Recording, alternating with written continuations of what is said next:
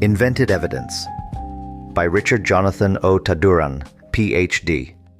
In 1998, Jimmie Chris Duncan was sentenced to death for the murder of his girlfriend's 23-month-old daughter, Haley Olivo. The prosecution relied heavily on marks on the child's body that a forensic dentist identified as human bites matching Duncan's teeth.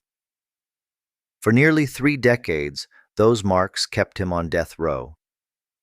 But there was a video the jury never saw.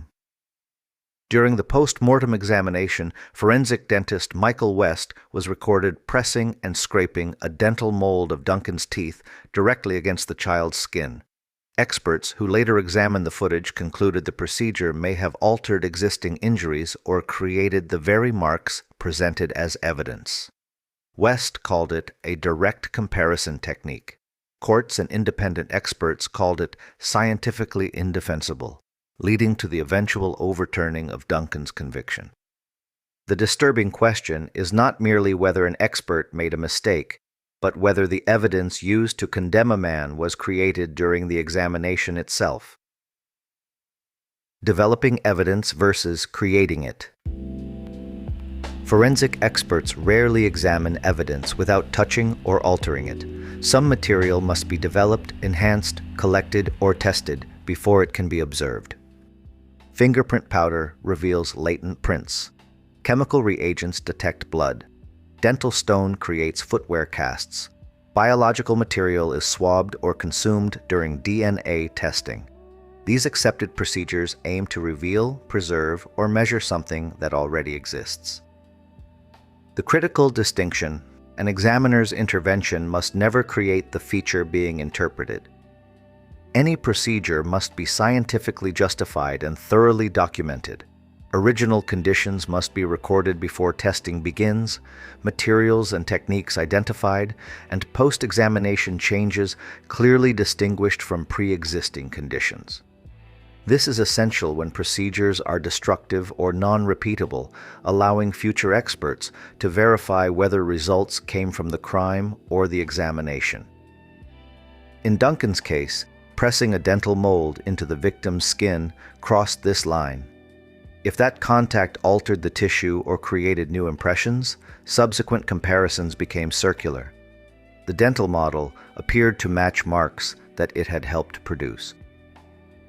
An examiner's job is to uncover what the crime left behind, never to invent it.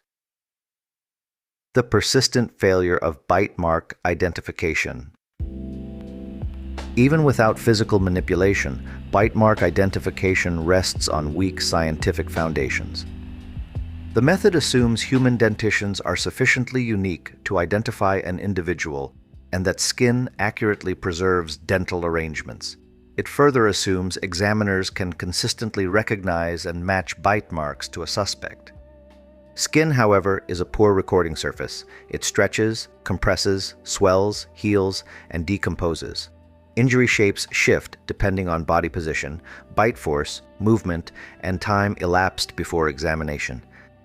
These fundamental flaws were highlighted in landmark reviews by the National Academy of Sciences and the President's Council of Advisors on Science and Technology, both of which found bite mark analysis lacking scientific validity. Examiners frequently disagree on whether a mark was even caused by teeth, yet in court, bite mark conclusions were long presented with the certainty often associated with fingerprints or DNA. The consequences are clear in wrongful convictions built on bite mark testimony.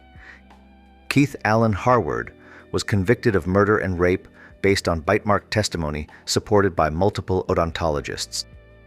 DNA testing later excluded Harward and identified the true perpetrator. Harward was exonerated in 2016 after serving 33 years. Robert Lee Stinson served over 23 years for murder after forensic dentists testified with extraordinary confidence that bite marks matched his teeth. DNA testing later exonerated him and implicated another person. These were not isolated mistakes. Multiple practitioners applied accepted field methods and reached conclusions that were objectively wrong. Forensic odontology remains vital for identifying human remains through dental records, but that legitimate application does not validate using distorted skin injuries to identify a suspect. A valid scientific method requires proven reliability and clear limitations. Bite mark analysis failed both tests. The human cost of unreliable evidence. Duncan spent 27 years on death row because of invented evidence, while a flawed methodology was framed as objective science. An overturned conviction cannot return those decades. It cannot restore lost relationships, health, or an adulthood lived outside prison walls. Release ends confinement, but it does not erase the damage of condemnation. This is why forensic science demands strict accountability. Experts hold immense influence because judges and juries perceive their findings as impartial truth. When evidence is poorly preserved, physically altered, or interpreted through unvalidated methods, that authority turns error into a verdict. Forensic practitioners do not merely handle specimens and lab reports. Their conclusions dictate whether another person retains freedom, reputation, or life itself. When forensics is done badly, evidence does not merely fail, it destroys innocent lives.